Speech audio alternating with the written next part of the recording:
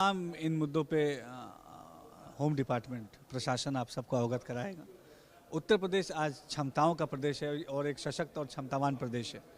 अभी आपने देखा कि 2 दिन पहले ही हमारे गंगा एक्सप्रेसवे पे नाइट लैंडिंग भी हुई, तो ये अपने आप बताता है कि देश की जो रक्षा की व्यवस्था है उस व्यवस्थाओं को और मजबूत करने के लिए उत्तर प्रदेश भी कदम से कदम मिला के आगे चल रहा है। एक सवाल ये था, क्या जातिगत जनगणना को लेकर भी कोई बात कही गई है? प्रवास करने के लिए कहा गया मंत्रियों को कि क्षेत्र में जाएं, दलितों को, पिछड़ों को जोड़ें।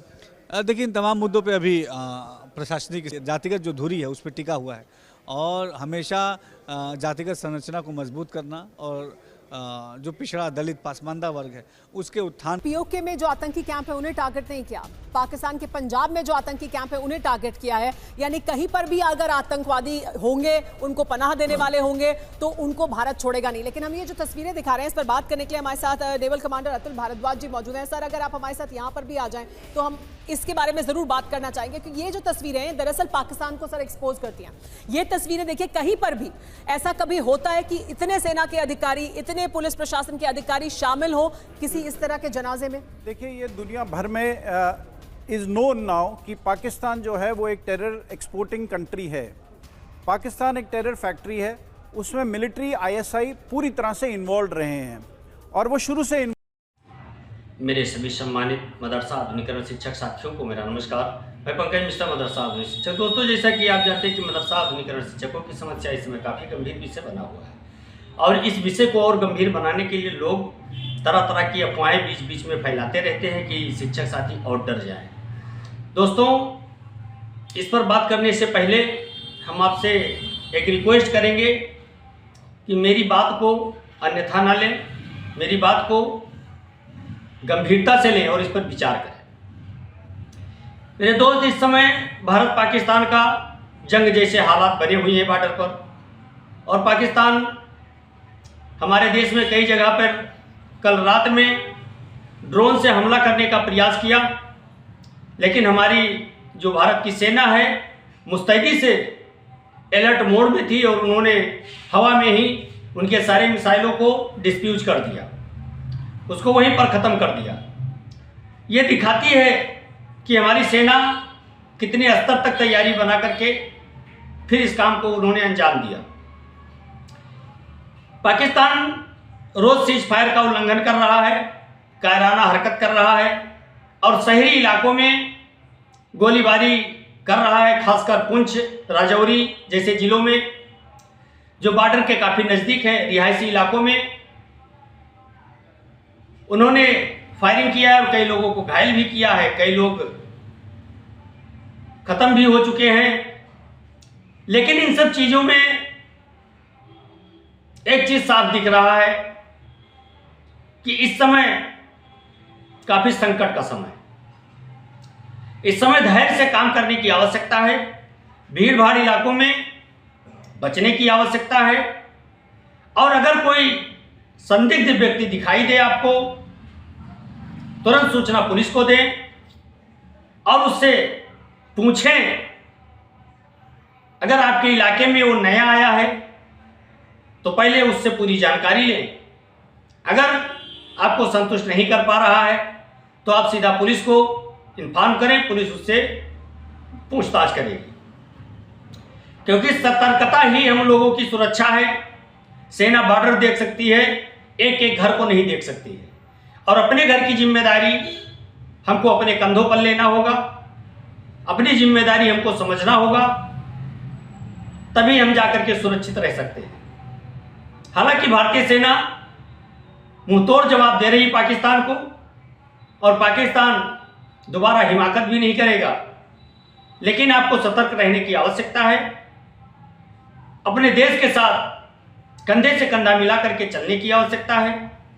हमारे देश के सैनिकों का मनोबल बढ़ाने की आवश्यकता है जो भारतीय कर रहे हैं। मेरे दोस्त, अब बात आती है मदरसों पर। इस समय जो मदरसों की जांच चल रही है, आज हमारे एक शिक्षक साथी ने फ़ोन किया और अस्थायी और अस्थायी मान्यता के बारे में उन्होंने जानकारी चाहिए। कई मिनट तक हमारी उनकी वार्ता हुई। दोस्तों, मैं आपको बताना चाहता हूं कि आप क्यों परेशान हो रहे हैं। अस्थायी और अस्थायी का जो मैटर है वो धीरे धीरे करके वो भी सॉल्व हो। कुछ लोग कोर्ट गए हैं, और कोर्ट के बारे में एक चीज़ आपको बता दें कि कोर्ट के नाम पर आपको गुमराह किया जा रहा है। आपको सतर्क रहने की आवश्यकता है। कोर्ट वही व्यक्ति जा सकता है जिसके सारे मानक पूरा हैं और अस्थाई मान्यता के लिए उन्होंने अप्लाई किया है और उनको अस्थाई मान्यता नहीं मिली है या उसकी रिसीविंग उनके पास है, तो कोर्ट जाएंगे।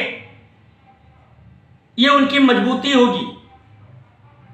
अगर आपका मानक भी नहीं पूरा है और आपने अस्थाई के लिए कभी अप्लाई भी नहीं किया है, केवल कम्युनिटी को रिन्यूअल करा करके अगर आप कोर्ट जाना चाहते हैं तो आप पैसे की बर्बादी कर रहे हैं। ये बहुत संवेदनशील मामला है, इसको हल्के में मत लीजिए। ये हल्के में लेने वाला मामला नहीं है, क्योंकि इसमें कई सारे लोगों के जिंदगी का सवाल है, पाने का सवाल है।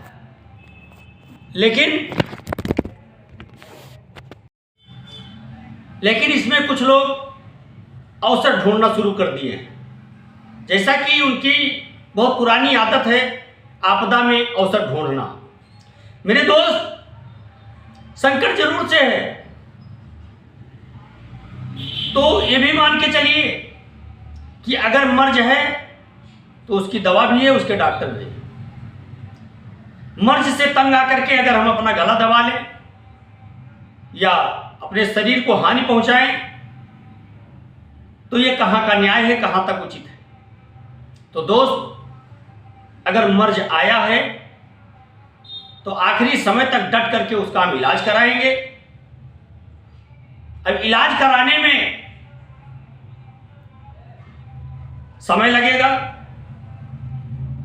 अगर ठीक होने वाला होगा तो मर्ज ठीक भी होगा, और मर्ज ठीक भी होते हैं। अगर मर्ज ठीक ना होते तो सारी दुनिया खत्म हो जाती। तो दोस्त, ठीक उसी प्रकार से हमारे मदरसे का मैटर इस समय, जितने आधुनिकीकरण शिक्षक साथी हमारे हैं इस समय काफी घबराए हुए हैं, क्योंकि उनको घबराने के लिए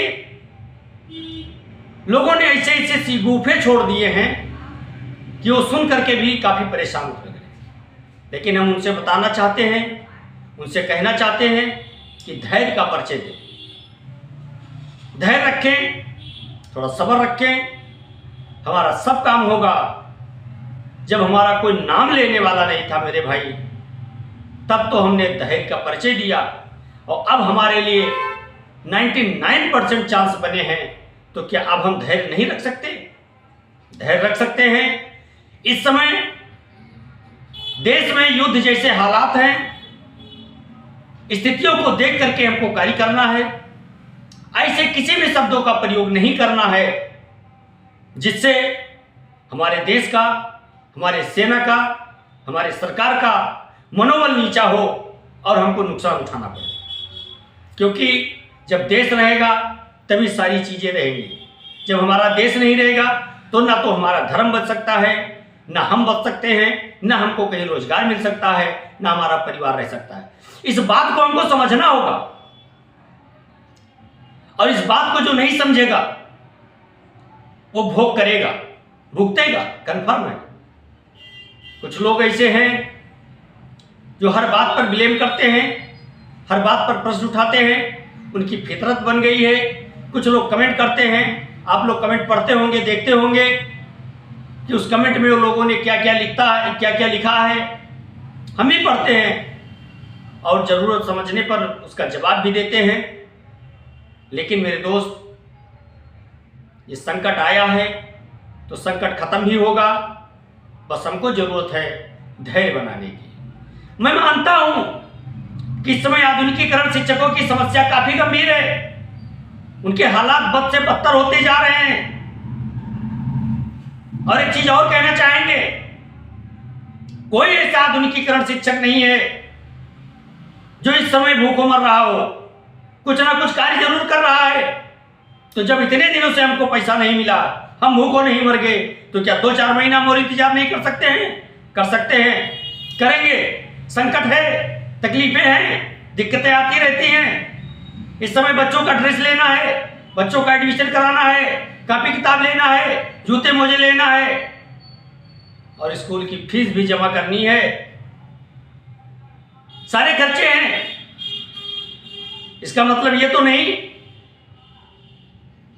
कि इसका सामना करने के बजाय हम पीठ दिखाकर भाग जाएं।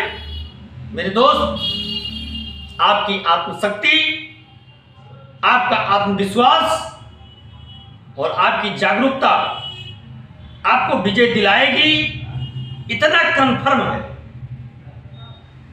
लेकिन जो लोग बिना मानक पूरा किए, बिना अस्थाई के लिए अप्लाई किए, अगर वो कोर्ट जाना चाहते हैं तो जाएं, मैं रोक नहीं रहा हूं, वो जा सकते हैं। आजाद हिंदुस्तान में रहते हैं, संविधान ने उनको राइट दिया अपनी आवाज देने के लिए, वो अपनी आवाज उठा सकते हैं।